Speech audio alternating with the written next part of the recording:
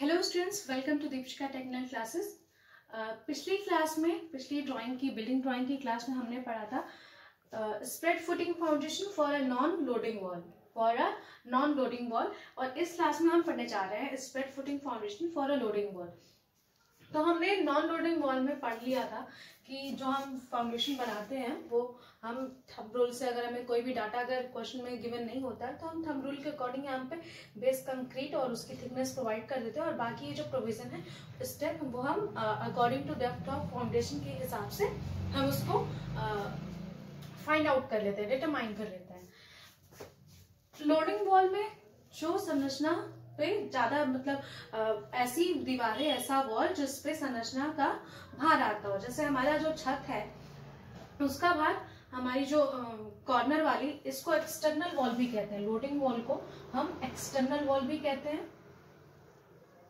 और non loading wall को हम इंटरनल वॉल भी कहते हैं। जो घर के अंदर हम जो दीवारें लगाते हैं, दीवार चलाते हैं, जो पार्टीशन के लिए वॉल यूज की जाती है, उन्हें इंटरनल वॉल या नॉन लोडिंग वॉल भी कहते हैं, क्योंकि वो लोड बेयर करने के लिए नहीं यूज होती है।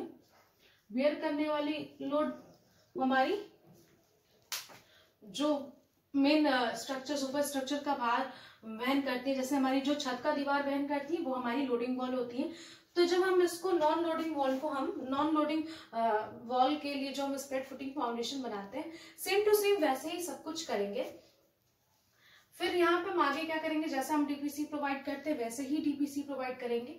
फिर हम क्या करते हैं, हमें अपनी ड्राइंग में क्या होता है, ज्यादा से ज्यादा फीचर्स दिखाने होते हैं। हम क्या करते हैं, जब भी हम कोई भी ड्राइंग बनाते हैं, चाहे वो बिल्डिंग ड्राइंग हो, चाहे वो हम फर्स्ट ईयर में जो इंजीनियरिंग ड्राइंग पढ़ते थे, मशीन ड्राइंग, हम क्या करते हैं, ज्यादा से ज्यादा फीचर्स को अपने ड्राइंग में क्या करते हैं, ऐड करते हैं।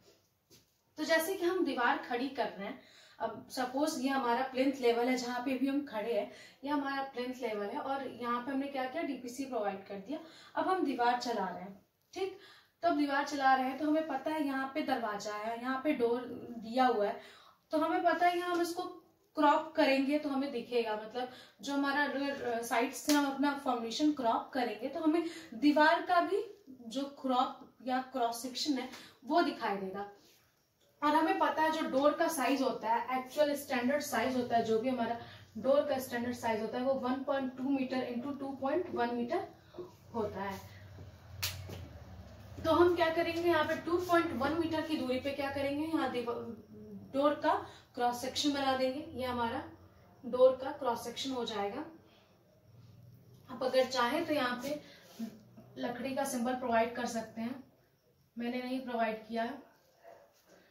उसके बाद हम क्या करते हैं, जो हमारा डोर का लिंटल होता है, डोर का लिंटल हम ऊपर प्रोवाइड कर देंगे। ये लिंटल मैंने यहाँ पे 10 सेंटीमीटर का दिया हुआ है और ये 10 सेंटीमीटर का ही दिया जाता है। उसके साथ ही हमने सनसेट प्रोवाइड किया है कि जो भी हमारे घर के बाहर एक छज्जा निकला होता है जो घर को छाया प्रदान करने के लिए यूज किया जाता है, दोपहर की जो धूप आती है उससे घर को छाया प्रदान करता है। तो जो सनसेट है उसका जो डायमेंशन है वो 45 सेंटीमीटर बाहर की ओर है और ये जो लिंटर है वो 10 सेंटीमीटर है और इधर की ओर हमारा 8 सेंटीमीटर है और ये हमारा 5 सेंटीमीटर है और ये हमने एक क्रॉस स्लोप इसको प्रोवाइड कर दिया। तो ये हमारा सनशेड हो जाता है, ये हमारा सनशेड का एक्चुअल डायमेंशन है। फिर हम बात आती है जो हमारी रूफ की हाइट है, हमारा जो भी कमरा होता है उसकी एक हाइट हमें प्रोवाइड होती है क्वेश्चन में। सपोज हमें यहाँ पे 3.5 मीटर प्रोवाइड है, प्रोविजन जो हमारे इस क्वेश्चन में है वो हमें 3.5 मीटर है। तो हम यहाँ प्लिंथ लेवल से 3.5 मीटर की दूरी पे क्या करेंगे, रूफ प्रोवाइड कर देंगे, ठीक। और अब हम रूफ जो प्रोवाइड करते हैं वो या तो 12 सेंटीमीटर थिकनेस होती है या 15 सेंटीमीटर थिकनेस की हमारी क्या होती है, रूफ प्रोवाइड होती है। मतलब 12 to 15 सेंटीमीटर की हमारी रूफ प्रोवाइड होती है। अगर mm फॉर्म में देखें तो 120 mm टू 150 mm तक हम क्या करते हैं, रूफ की थिकनेस प्रोवाइड करते हैं। तो हमने जो हमारा मेन रूफ था छत का वो हमने 12 सेंटीमीटर थिकनेस की प्रोवाइड कर दी। उसके साथ ही हम अक्सर देखते होंगे हमारे छत के किनारों पे, छत में हम रेलिंग लगाते हैं। तो अगर हम ये 30 सेंटीमीटर की हम वॉल खड़ी कर रहे हैं तो हम क्या करते हैं, जो रेलिंग लगाते हैं वो 20 सेंटीमीटर वॉल की खड़ी करते हैं इन स्टैंडर्ड मैनर हमें 20 सेंटीमीटर की रेलिंग या खड़ी करते हैं, जिसकी जो हाइट होती है वो 60 सेंटीमीटर हम रखते हैं, 60 सेंटीमीटर हम उसकी हाइट रखते हैं। इस वॉल को हम क्या कहते हैं, पैरापेट वॉल बोलते हैं।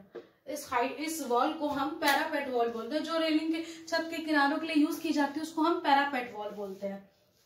ठीक, तो उसको हम पैरापेट वॉल बोलते हैं। उसकी हाइट 60 सेंटीमीटर होती है और थिकनेस 20 सेंटीमीटर होती है।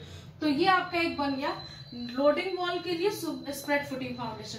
किसी भी लोडिंग वॉल के लिए स्प्रेड फुटिंग फाउंडेशन इसी तरह बनता है। अगर आपको ये जो फाउंडेशन की डिटेल्स बनानी है तो आप मेरे पिछली वीडियो को एक बार रिवर्स करके देख सकते हैं, जो मैंने नॉन लोडिंग वॉल के लिए बना के रखा हुआ है। आप उसको जाके उसको एक बार अच्छे से देख लें, तो आपको बेस कंक्रीट और ये स्टेप वगैरह प्रोविजन के लिए आपको आसानी हो जाएगी। तो अगर वीडियो अच्छी लगी हो तो वीडियो को लाइक और शेयर जरूर कीजिए। Thank you.